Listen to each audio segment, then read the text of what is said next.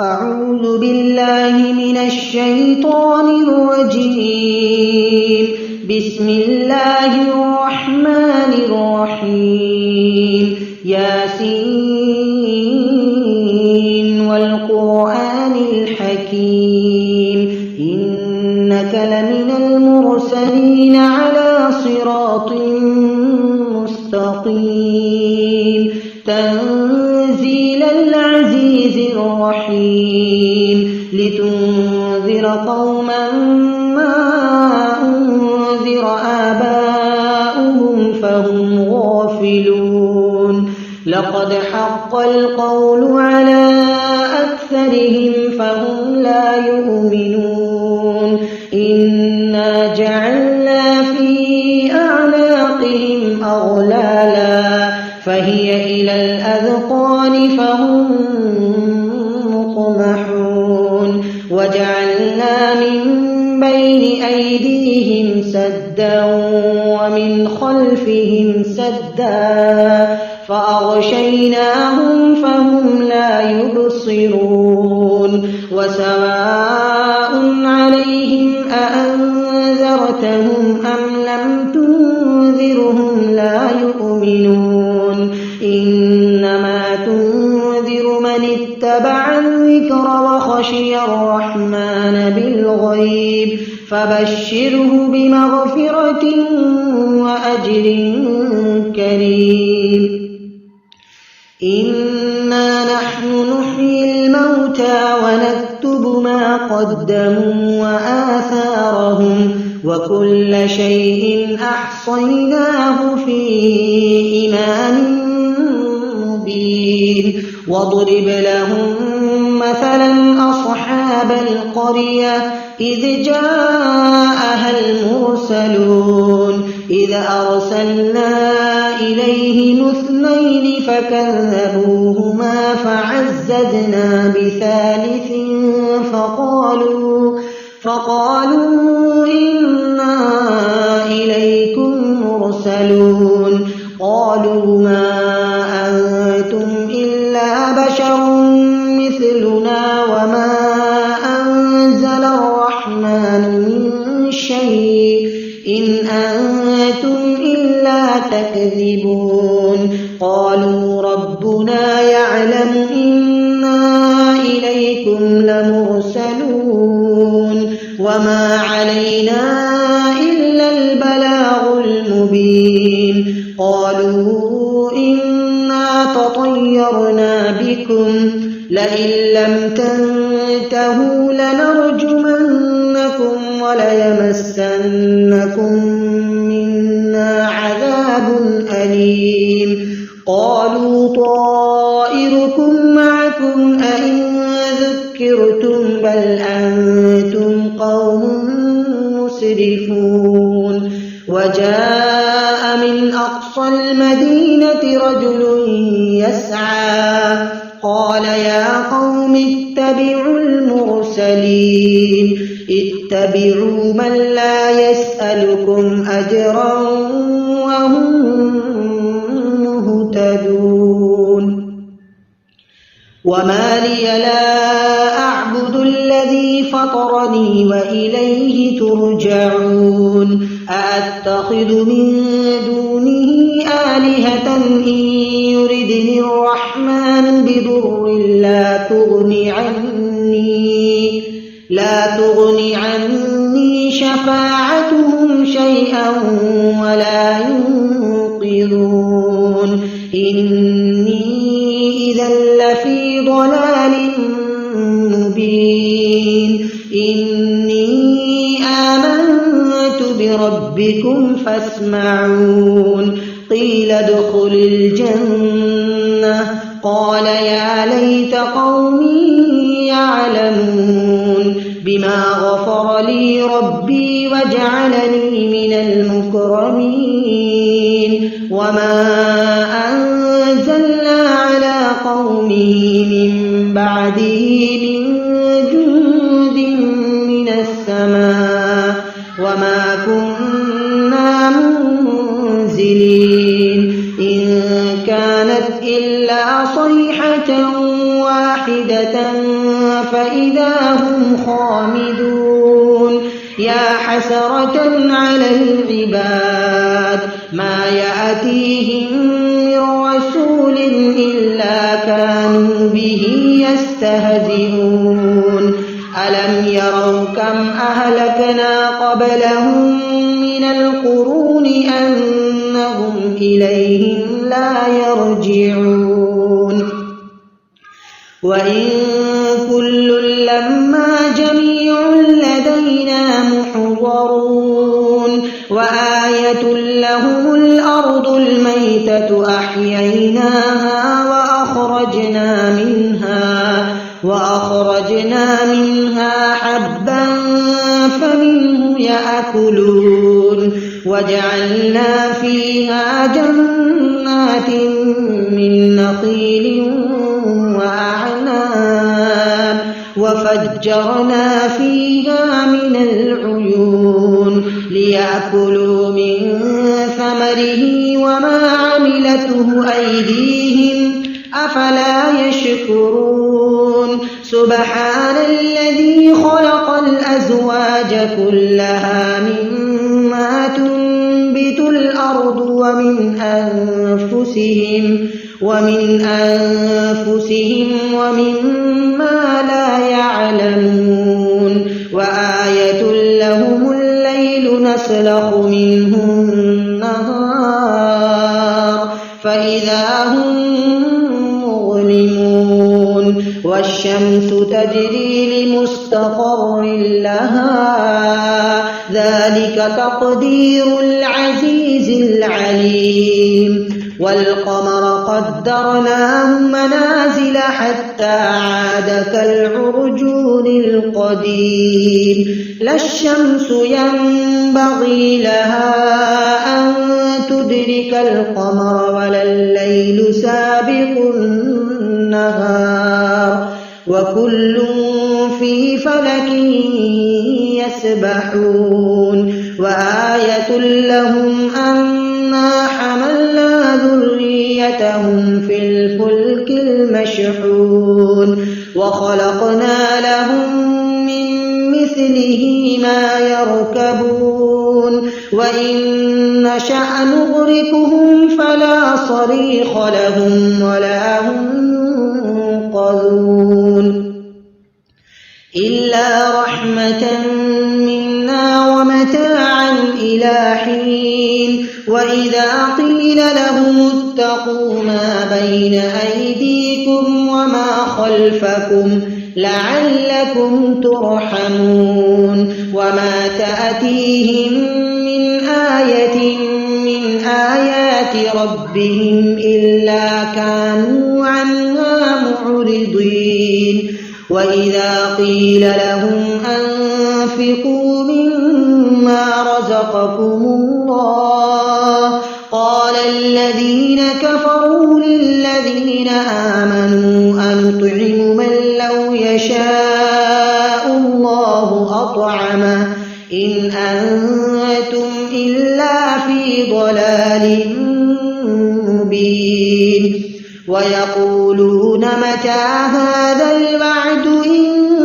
كنتم صادقين ما ينظرون إلا صيحة واحدة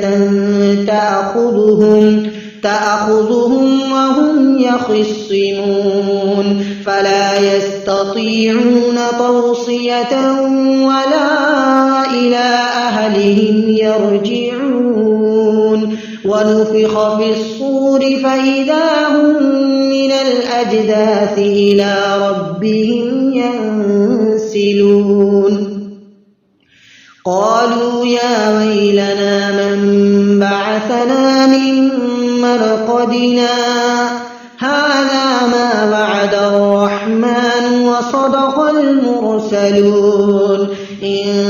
كانت إلا صيحة واحدة فإذا هم جميع لدينا محضرون فاليوم لا تظلم نفس شيئا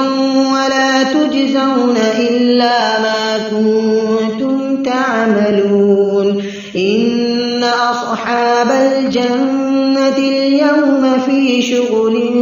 فاكهون هم وأزواجهم في ظلال على الأرائك متكئون لهم فيها فاكهة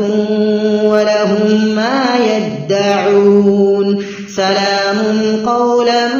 من رب رحيم وامتازوا اليوم أيها المجرمون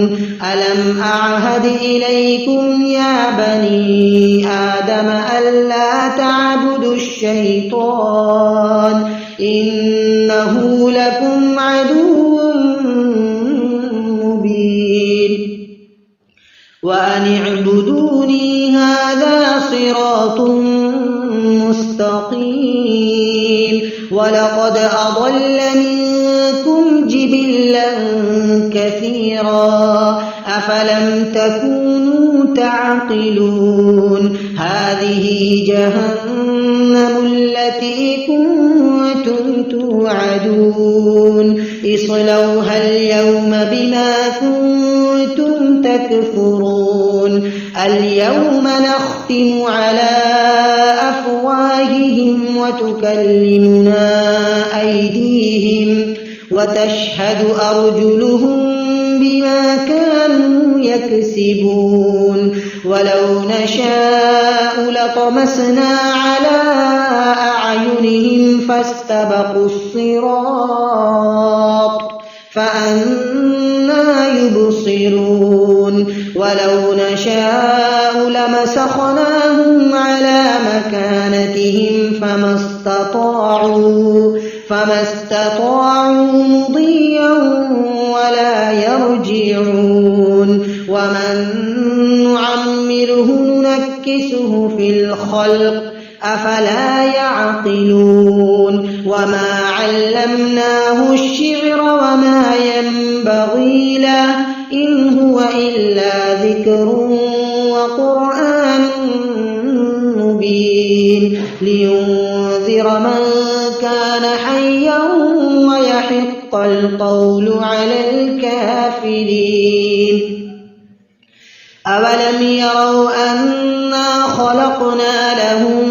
مما عملت أيدينا أنعاما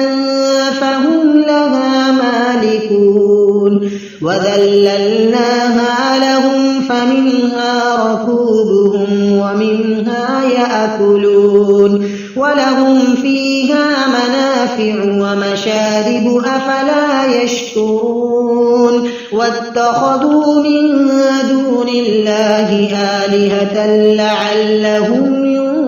ينصرون لا يستطيعون نصرهم وهم لهم جند محضرون فلا يحزنك قولهم إنا نعلم ما يسرون وما يعلنون أولم ير الإنسان أنا خلقناه من نطفة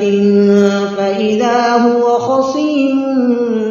مبين وضرب لنا مثلا ونسي خلقه قال من يحيي العظام وهي رميم قل يحييها الذي أنشأها أول مرة وهو بكل خلق عليم الذي جعل لكم من الشجر الأخضر نارا فإذا أنتم منه توقدون أوليس الذي خلق السماوات والأرض بقادر على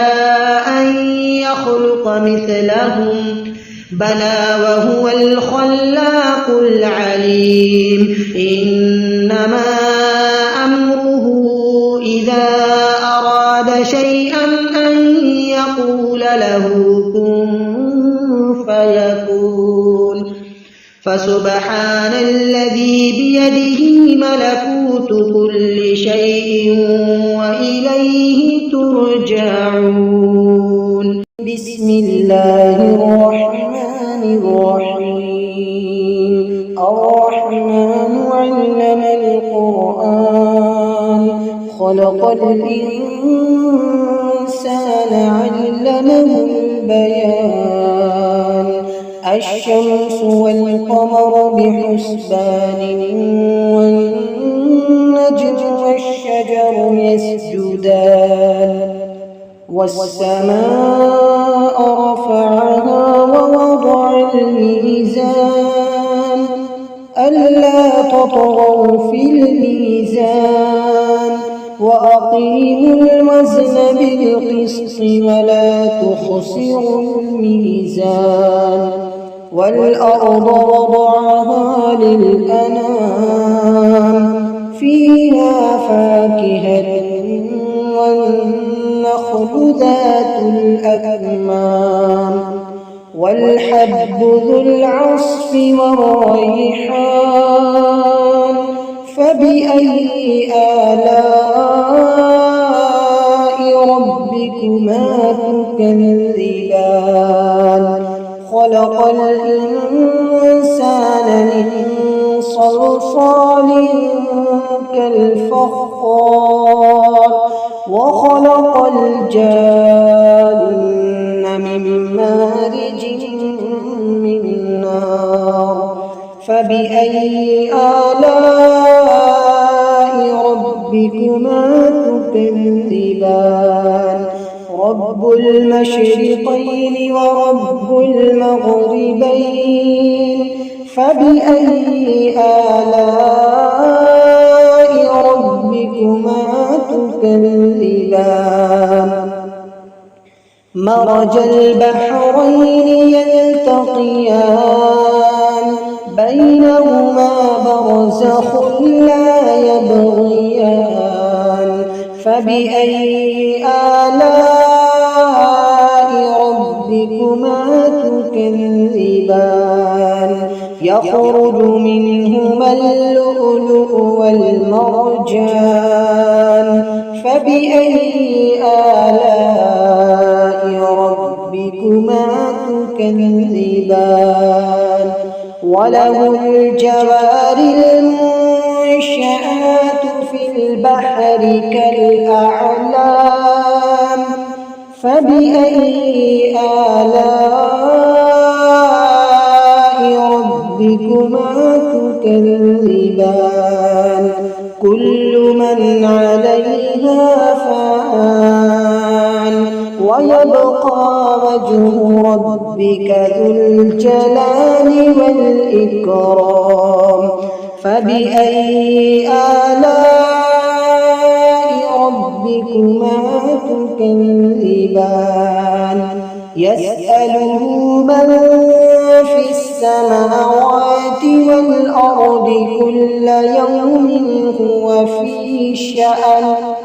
فبأي آلاء ربكما تكذبان سنفرغ لكم أيها الثقلان فبأي آلاء ربكما تكذبان يا معشر الجن والإنس إن استطعتم أن تنفذوا من أقطار السماوات والأرض فانفذوا لا تنفذون إلا بسلطان فبأي آلاء ربكما تكذبان يرسل عليكما شواظ من نار ونحاس فلا تنتصران فبأي آلاء ربكما تكذبان فإذا انشقت السماء فكانت وردة كالدهان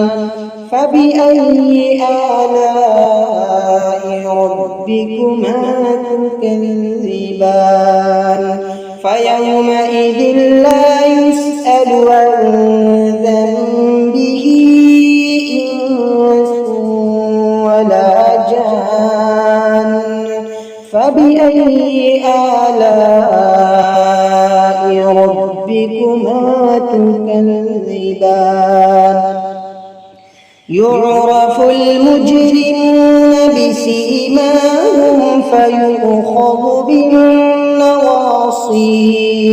فيؤخذ بالنواصي والأقدام فبأي آلاء ربكما تكذبان هذه جهنم التي يكذب بها المجرمون يطوفون بينها وبين حميم آن فبأي آلاء ربكما تكذبان ولمن خاف مقام ربه جنتان فبأي آلاء ربكما تكذبان ذواتا أفنان فبأي آلاء ربكما تكذبان فيهما عينان تجريان فبأي آلاء ربكما تكذبان فيهما من كل فاكهة زوجان فبأي آلاء ربكما تكذبان متكئين على فرش بطائنها من استبرق وجنى الجنتين دان فبأي آلاء ربكما تكذبان فيهن قاصرات الطرف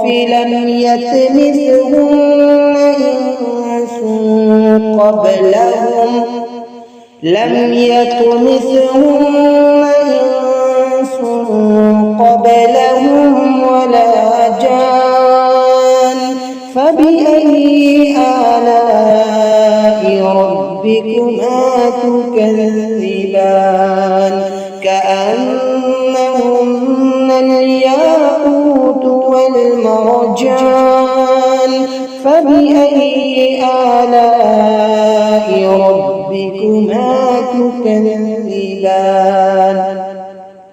هل جزاء الإحسان إلا الإحسان فبأي آلاء ربكما تكذبان ومن دونهما جنتان فبأي آلاء ربكما تكذبان مدهامتان فبأي آلاء ربكما تكذبان فيهما عينان نضاختان فبأي آلاء ربكما تكذبان فيهما فاكهة ونخل ورمان فبأي آلاء ربكما تكذبان فيهن خيرات حسان فبأي آلاء ربكما تكذبان حور مقصورات في الخيام فبأي آلاء ربكما ربكما تكذبان لم يطمثهن إنس قبلهم ولا جان فبأي آلاء ربكما تكذبان متكئين على رفرف خضر وعبقري حسان فبأي آلاء ربكما تكذبان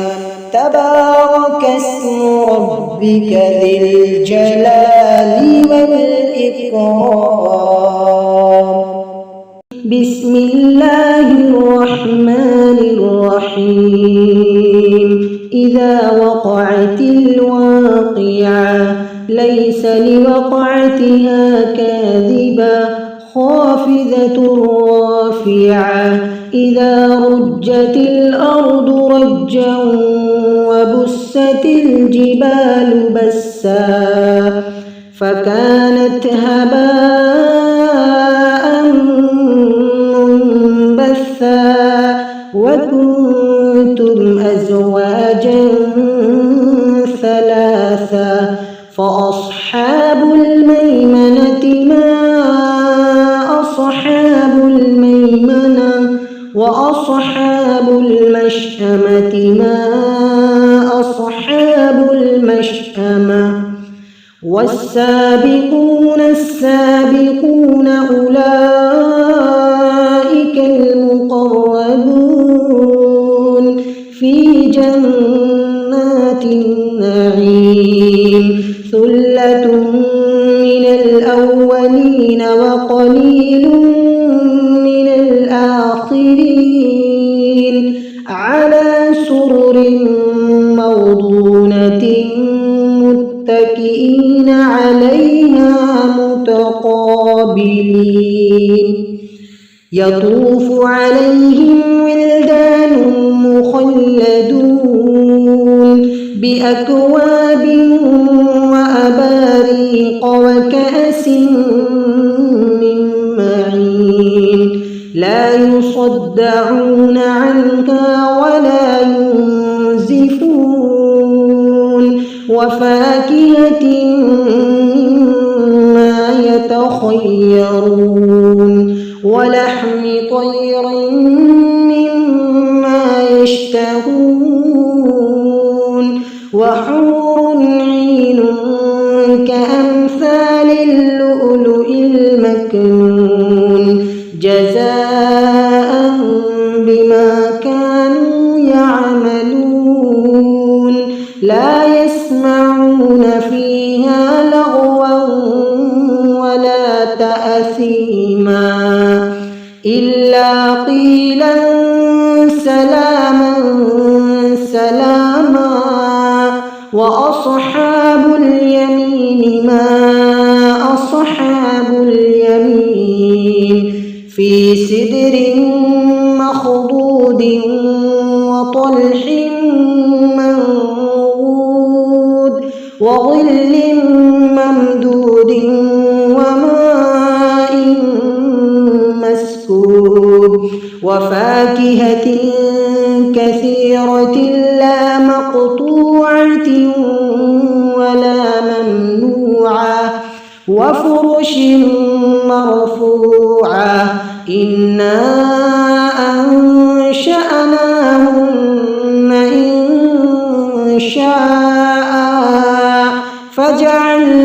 فجعلناهن أبكارا عربا أترابا لأصحاب اليمين ثلة من الأولين وثلة من الآخرين وأصحاب الشمال ما أصحاب الشمال في سموم وحميم وظل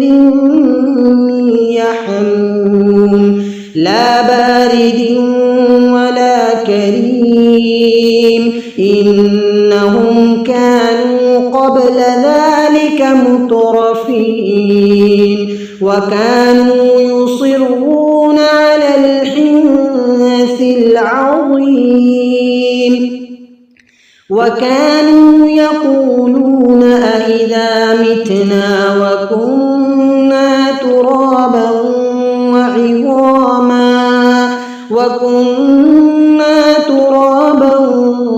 وعظاما أإنا لمبعوثون أو آباؤنا الأولون قل إن الأولين والآخرين لمجموعون إلى ميقات يوم معلوم ثم إنكم أيها الضالون المكذبون لآكلون من شجر من زقوم فمالئون منها البطون فشاربون عليه من الحميم فشاربون شرب الهيم هذا نزلهم يوم الدين نحن خلقناكم فلولا تصدقون أفرأيتم ما تمنون أأنتم تخلقونه أم نحن الخالقون نحن قدرنا بينكم الموت وما نحن بمسبوقين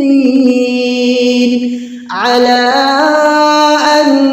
نبدل أمثالكم وننشئكم فيما لا تعلمون ولقد علمتم النشأة الأولى فلولا تذكرون أفرأيتم ما تحرثون أأنتم تزرعونه أم نحن الزارعون لو نشاء لجعلناه حطاما فظلتم تفكهون إنا لمغرمون بل نحن محرومون أفرأيتم الماء الذي تشربون أأنتم أنزلتم من المزن أم نحن المنزلون لو نشاء جعلناه أجاجا فلولا تشكرون أفرأيتم النار التي تورون أأنتم أنشأتم شجرتها أم نحن المنشئون نحن جعلناها تذكرة ومتاعا للمقوين فسبح باسم ربك العظيم فلا أقسم بمواقع النجوم وإنه لقسم لو تعلمون عظيم إنه لقرآن كريم في كتاب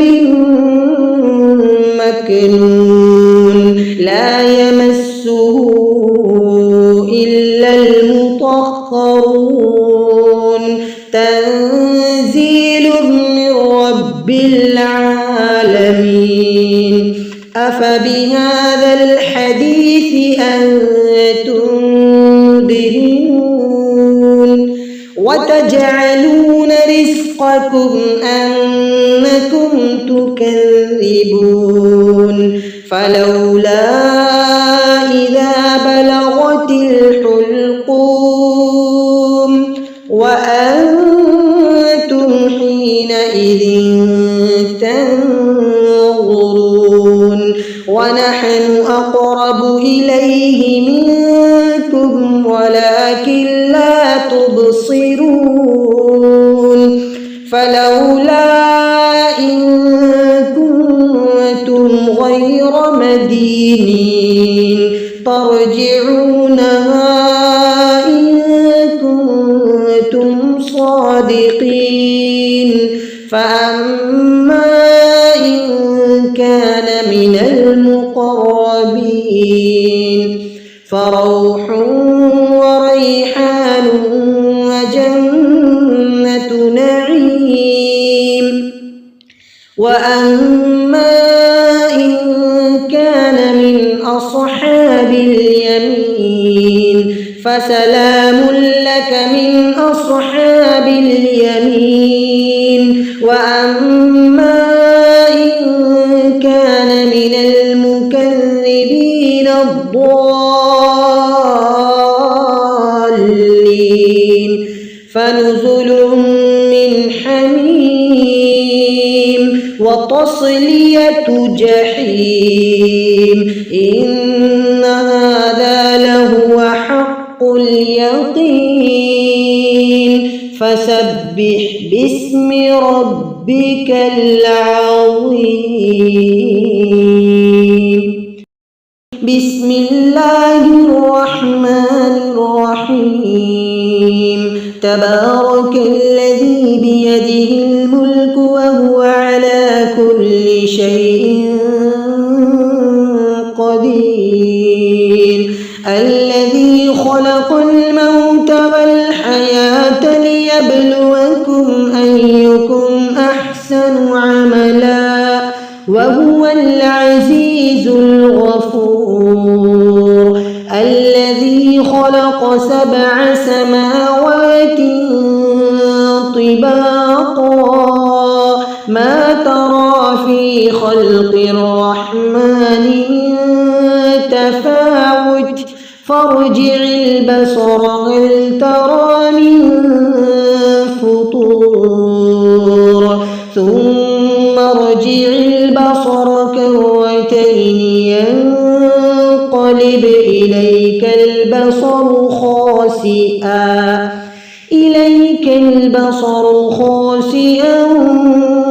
وهو حسير ولقد زينا السماء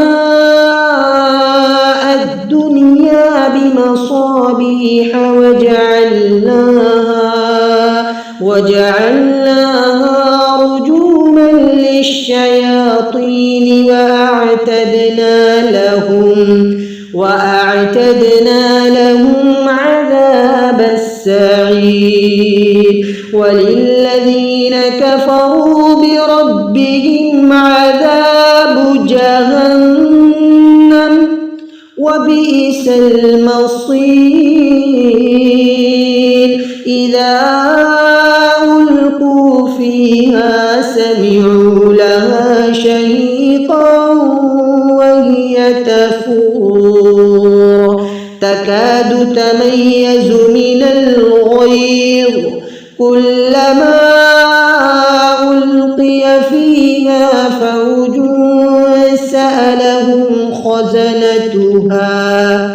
سألهم خزنتها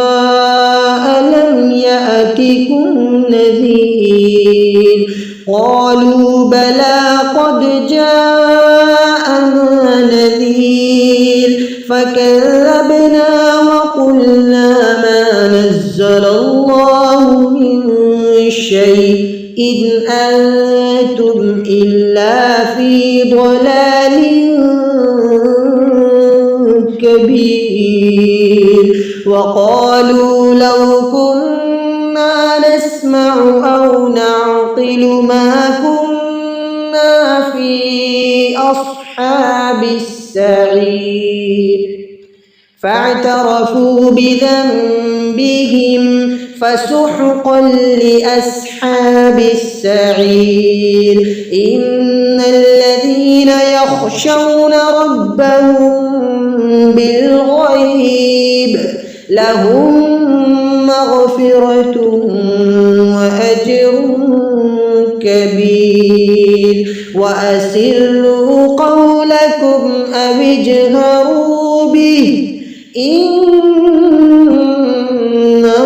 عليم بذات الصدور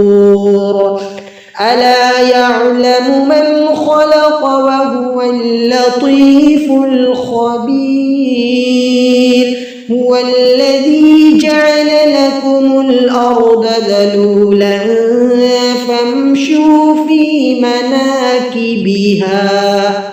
فامشوا في مناكبها وكلوا من رزقه وإليه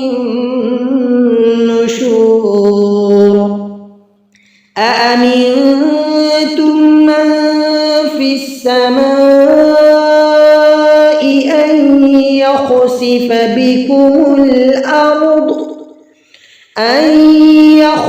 بكم الأرض فإذا هي تمور أم أمنتم من في السماء أن يرسل عليكم حاصبا فستعلمون كيف نذير ولقد كذب الذين من قبلهم فكيف كان نكير أولم يروا إلى الطير فوقهم صافات ويقبضن ما يمسكهن إلا الرحمن إنه بكل شيء بصير أمن هذا الذي هو جند لكم ينصركم من دون الرحمن إن الكافرون إلا في غرور أمن هذا الذي يرزقكم إن أمسك رزقه بل لجوا في عتو ونفور أفمن يمشي مكبا على وجهه أهدى أمن يمشي سويا على صراط مستقيم قل هو الذي أنشأكم وجعل لكم السمع والأبصار والأفئدة قليلا ما تشكرون قل هو الذي ذرأكم في الأرض وإليه تحشرون ويقولون متى هذا الوعد إن كنتم صادقين قل إنما العلم عند الله وإنما أنا نذير مبين فلما رأوه زلفة سيئت وجوه الذين كفروا وقيل هذا الذي كنتم به تدعون قل أرأيتم إن أهلكني الله ومن معي أو رحمنا فمن